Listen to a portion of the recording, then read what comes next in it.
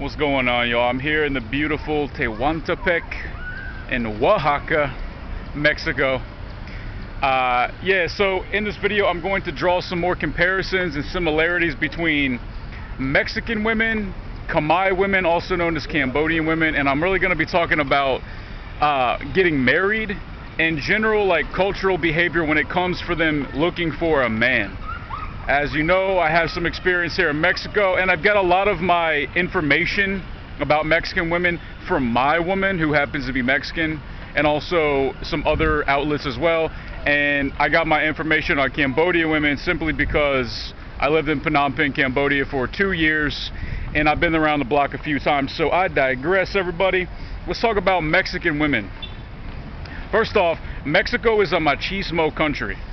It's a manly man's country, all right? So women like a man to be a man. Now, I'm not saying that Khmer women don't like a man to be a man either, but I'll get to that in a second. So have a seat, please. Thank you.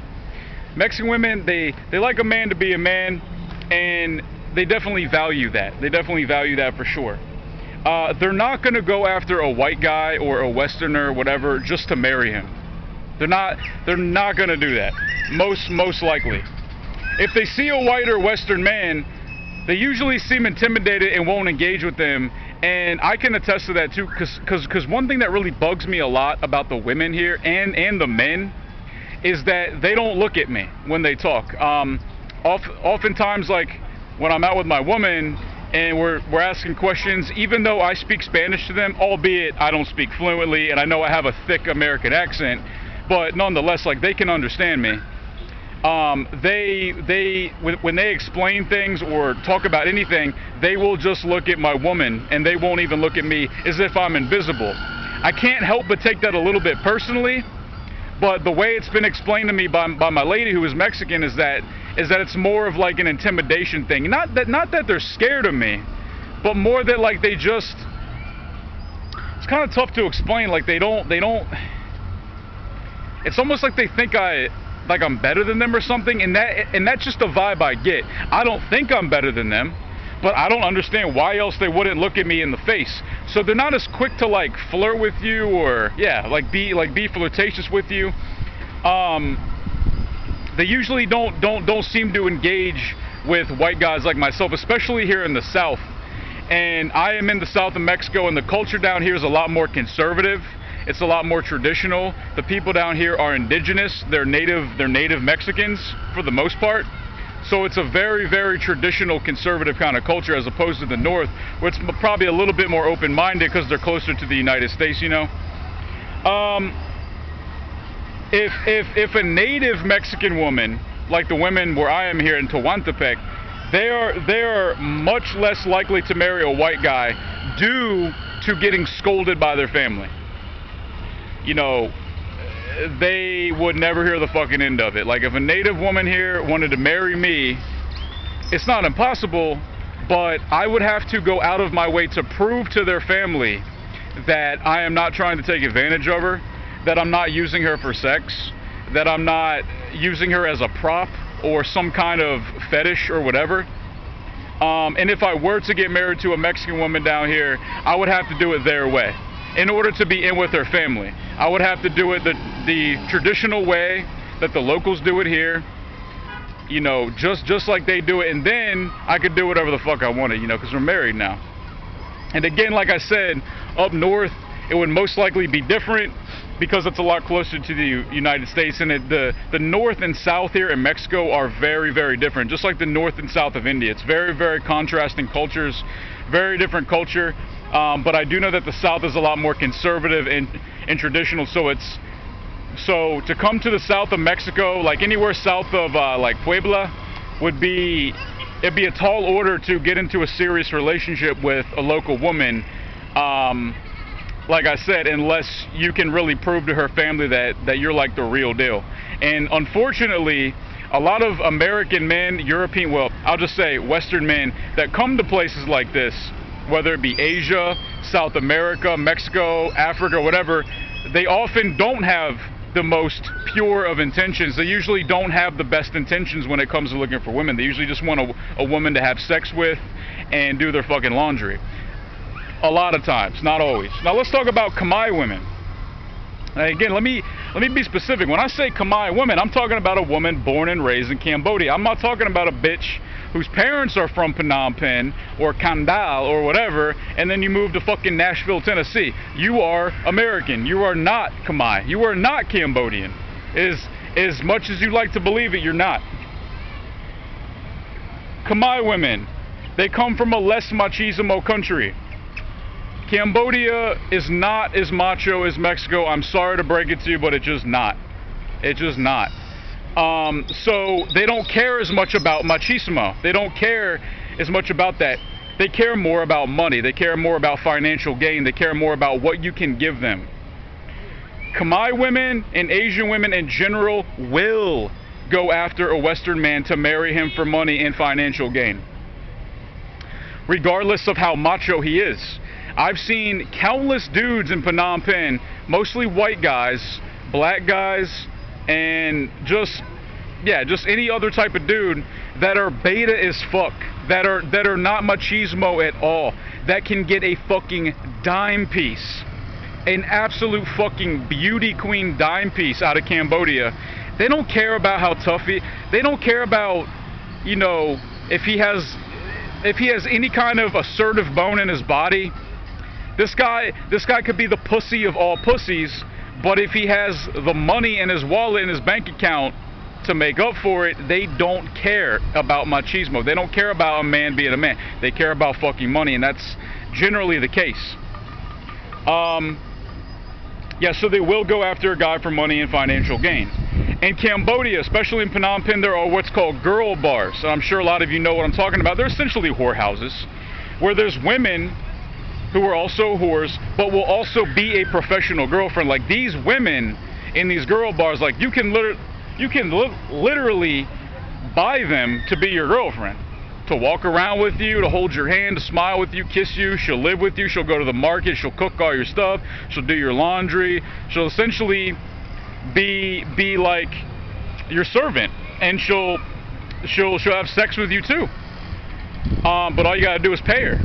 All you got to do is pay her. You're not going to find that here in Mexico. You're not going to find that here. Well, there's definitely prostitutes in Mexico, obviously, but you're not going to find a professional girlfriend here in Mexico. 100%. You're just not. And if you are, then, you know, good fucking luck finding one, man, because it's very, very, very, it's a very different vibe here.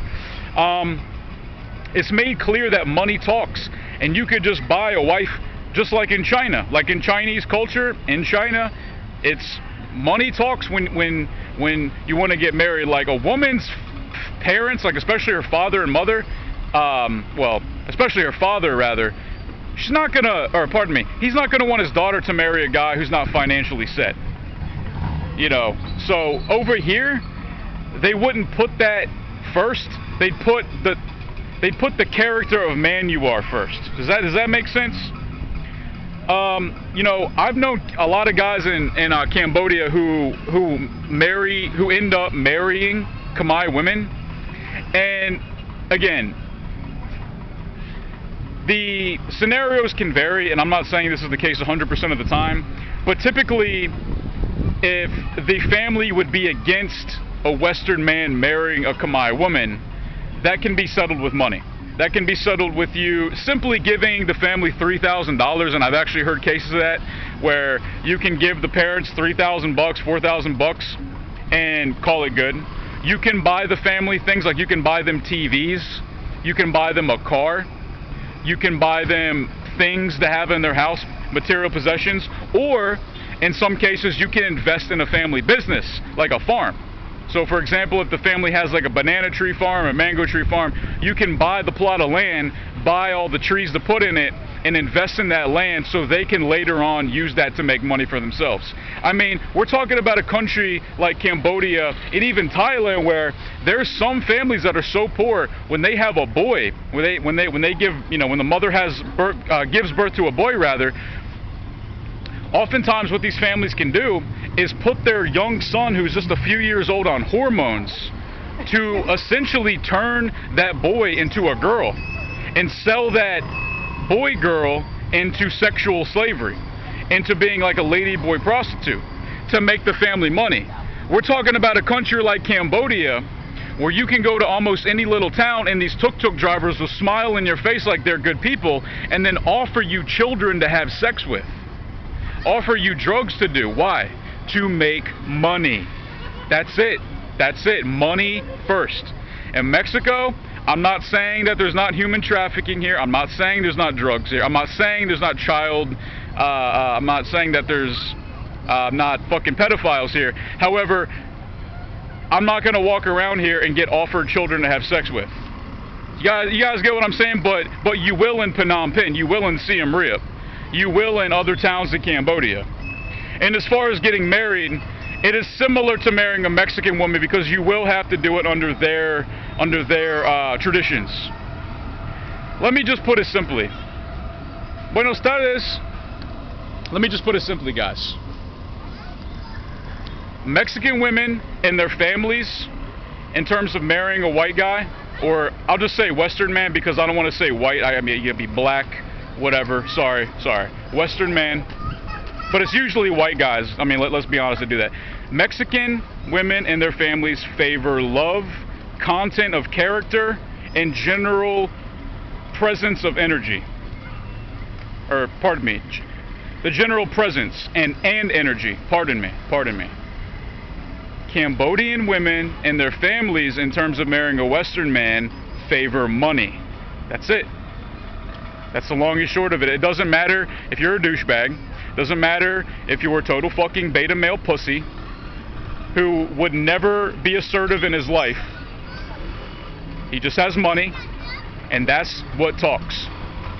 And I'm not going to go on rants about my own personal experiences dealing with women favoring money over a general good guy like myself. I do have experience over that, where I had a girlfriend who favored the asshole who cheated on her and beat her and punched her in the fucking face, but had more money than me, over me who treated her like a fucking princess, but she favored the guy with money.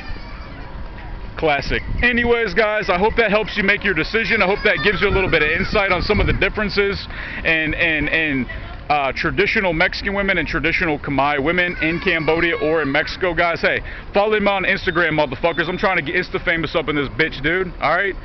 Instagram. I handles @BraytonHoward. And I will put that in the description box below and the comments section. Also, guys, email me for video ideas to be read on my podcast, The B-Hole. I'll talk about your shit in a No Joke Howard video. Keep it under 3 paragraphs or less, or I will delete that shit. My email address is nojokestriking@gmail.com. Bitches. And all that will be in the description box below as well, in the comments section. All right, you can all go fuck yourself. Peace.